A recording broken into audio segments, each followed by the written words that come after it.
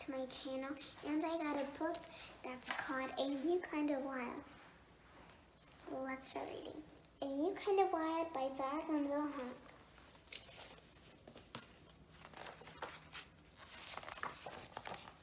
Wren lived in a little white house on the edge of El Yunks. His days were filled with green and dirt and rocks and mud.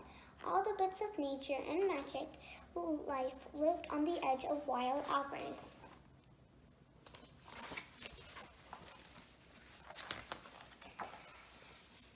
Every day Wren adventured with dragons and chased unicorns. He feasted with fairies and campaged with kings.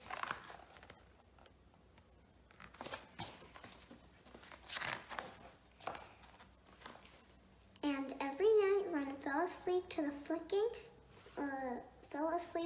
flickering of fireflies and a chorus of quacks. It was a place of endless possibility where anything he imagined became real, at least until bedtime. This was his home.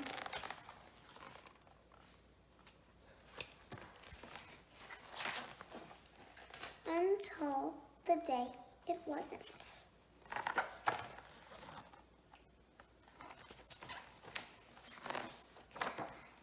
Wren found himself in a brick and cement city. The friendly sounds of his forest were replaced by the murky creaks and beeps and buzzes of a place filled with people and progress. It was too loud and too fast. It made Wren's head fill up with everything and nothing. There was no room left for magic, no room left for wild.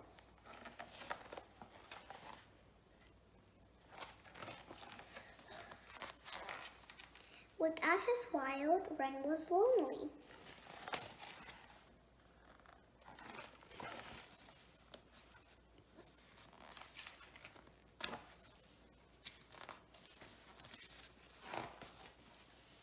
Ava, who lived upstairs, was never lonely. She loved her building and she loved her city. It was a place of constant change with people moving through it like an endless period. There was always something to see or do, and best of all, there was always someone to share it with.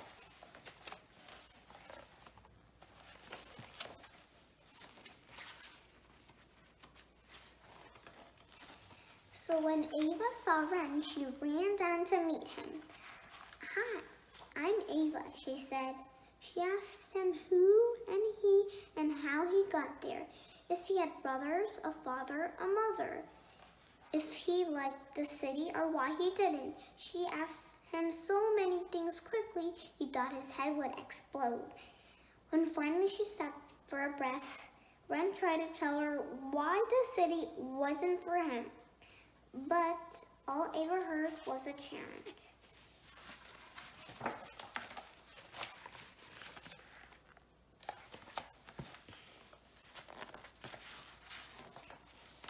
Ava pulled him from the stoop and into the busy seat.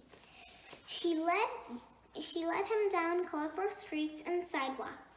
They peeked into alleys, splashed in high nights, and tried to find the rhythm of the streets. But all Wren saw was gray, and he heard that screeching of brakes and the honking of horns. It was nothing like home.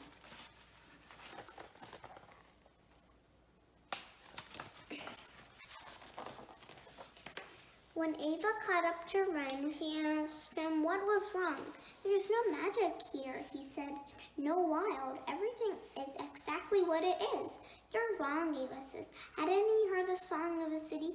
Hadn't he seen the colors in the street? She spent all day showing him. How could not he see?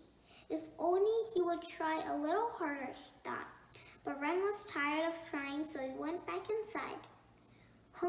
Homesickness swept him over like a wave, and he felt lonelier than ever.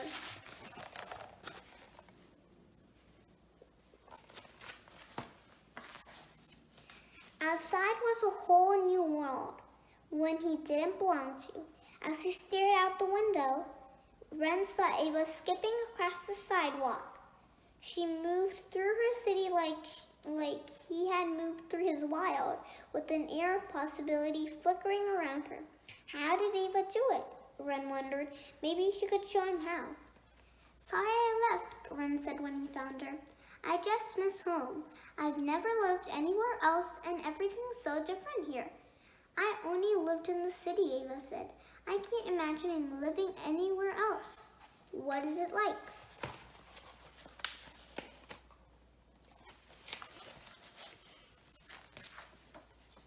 So Wren told her about her wild, about the green in the trees and the rocks and the mud, and about the magical creatures that played there. He spun a tale of fairies and fantastic that he couldn't see on these strapped city blocks. And finally, Ava understood what was missing.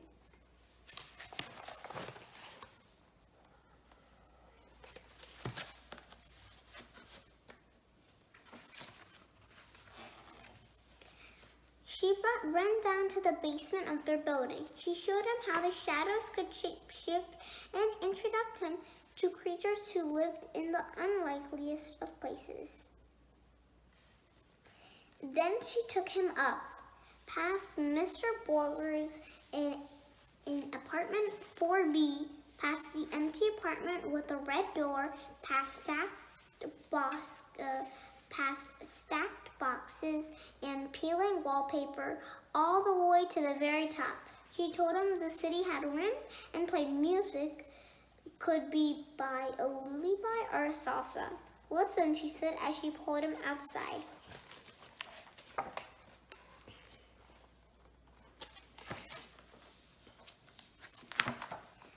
The sounds that were so jarring below the softened into something almost musical. With the city spread out before them, Ava showed Wren how bricks could become beautiful. It was a new kind of wild.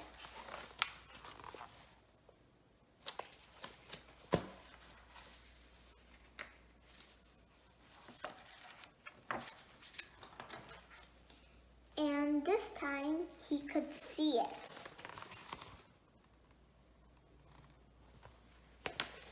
The end.